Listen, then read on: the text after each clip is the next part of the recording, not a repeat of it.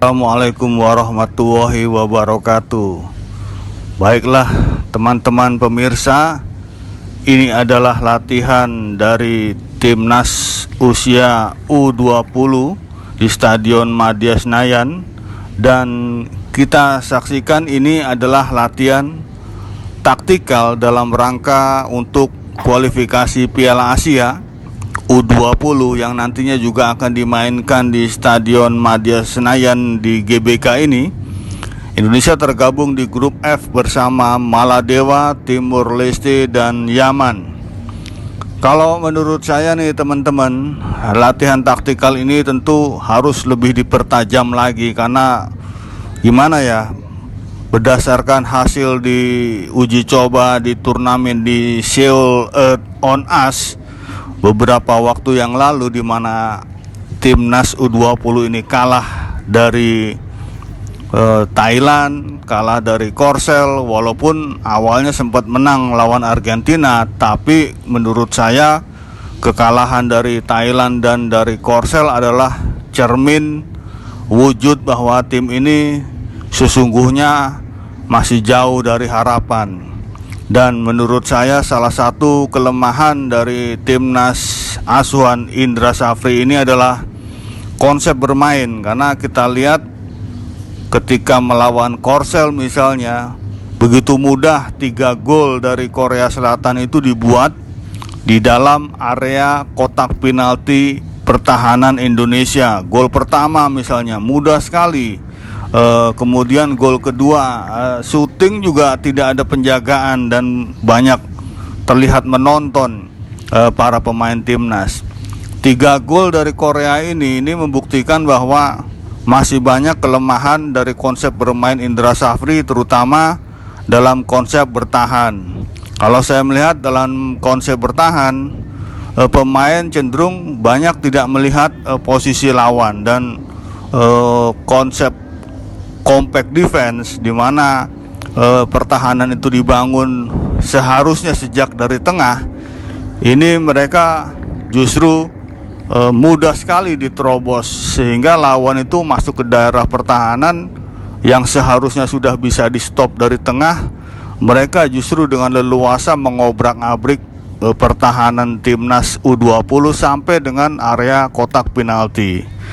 Kemudian lagi, bagaimana transisi dari negatif ke positif, ini terlalu lemah dan terlalu monoton menurut saya.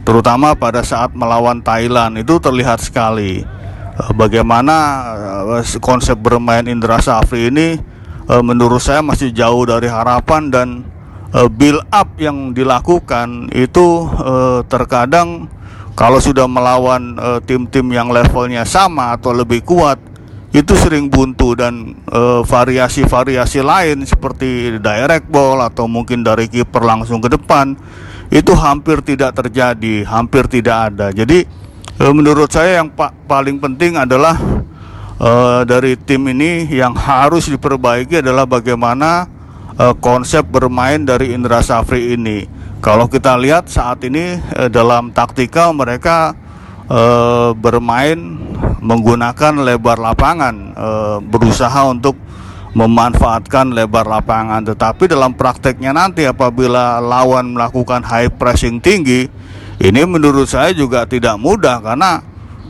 lawan sekelas Korsel apalagi nanti di Piala Asia, di mana mereka menargetkan lolos ke Piala Dunia. Saya kira variasi-variasi serangan juga harus ditambah bagi Indra Safri untuk bisa membuat lebih leluasa. Kemudian dari sisi yang lain adalah bagaimana serangan ini bisa dibangun secara efektif. Saya melihat melawan Thailand dan juga melawan Korsel di 2 laga terakhir uji coba di Seoul, ini serangan kita masih, orang bilang mungkin gerasa gerusu ya. Saya sepakat bahwa serangan yang dibangun masih gerasa gerusu. Karena apa? Karena mereka ini melakukan transisi dengan cepat, dan dengan cepat pula hilang bola, sehingga penguasaan bola tidak terlihat dengan baik, mengatur ritme tempo juga tidak terlihat dengan baik, dan yang ada adalah bola terlalu cepat hilang atau hilang bola. Nah, ini yang menurut saya harus segera diperbaiki. Saya tetap optimis bahwa tim ini bisa lolos ke Piala Asia nanti, karena lawan-lawan di penyisian adalah sekelas Yaman, Timor Leste dan Maladewa. Tetapi kalau kita mau lolos ke Piala Dunia, lawan-lawan kita nantinya kan juga akan lebih berat. Sehingga konsep bermain Indra Safri ini menurut saya tentu harus diperbaiki dan tidak bisa lagi bermain dengan cara-cara lama. Karena siapapun pemain yang didatangkan, kualitas apapun pemain yang didatangkan, sepak bola sekarang adalah bagaimana tergantung konsep bermain dari seorang pelatih. Kita berharap tim ini bisa sukses nantinya.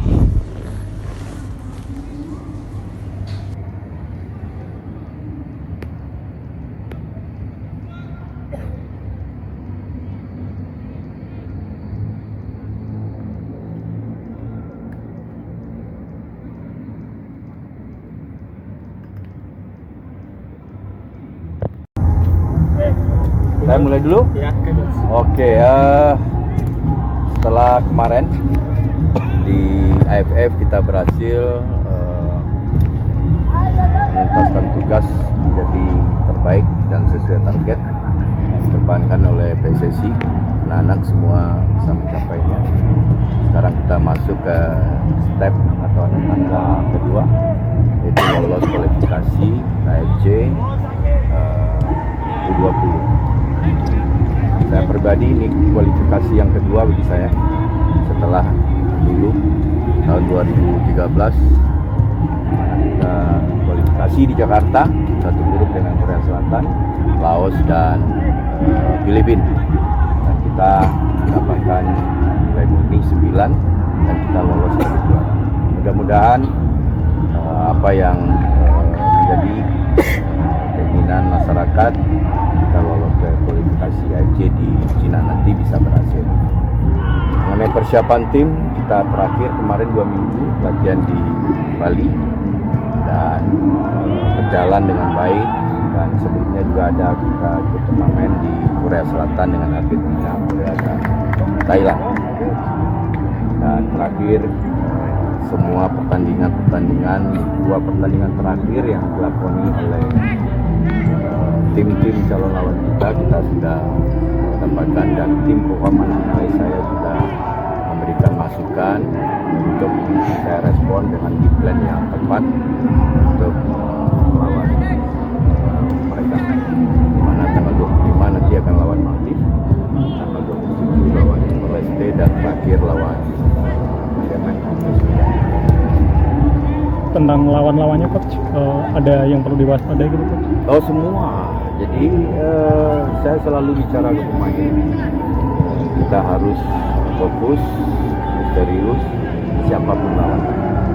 Jadi semua lawan yang ada di grup ini kita anggap lawan semuanya masih ingin bermain baik, dan kita harus merespon dengan baik. Coach, jeda waktu cuma 1 hari, jadi tantangan nggak sih buat para pemain? Udah biasa, AFC memang kayak gitu. Jadi untuk semua pelatih di Asia udah paham. Makanya kemarin kita persiapan di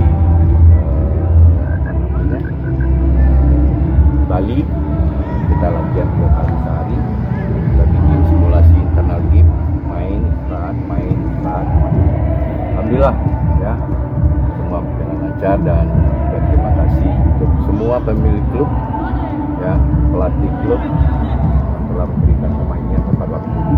Latihan kali ini lebih ke taktik coach, 1-2 Sudah taktikal, ini sudah taktikal, dan besok kita udah mulai persiapan.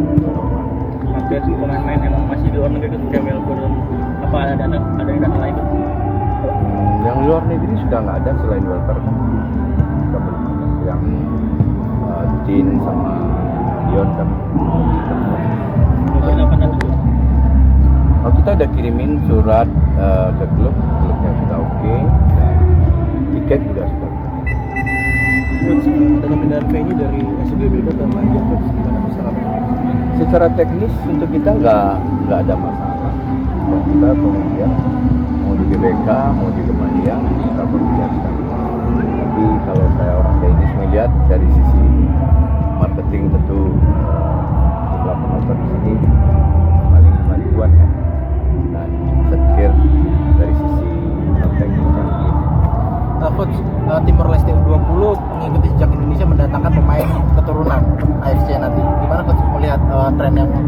bakal ikuti layaknya Indonesia?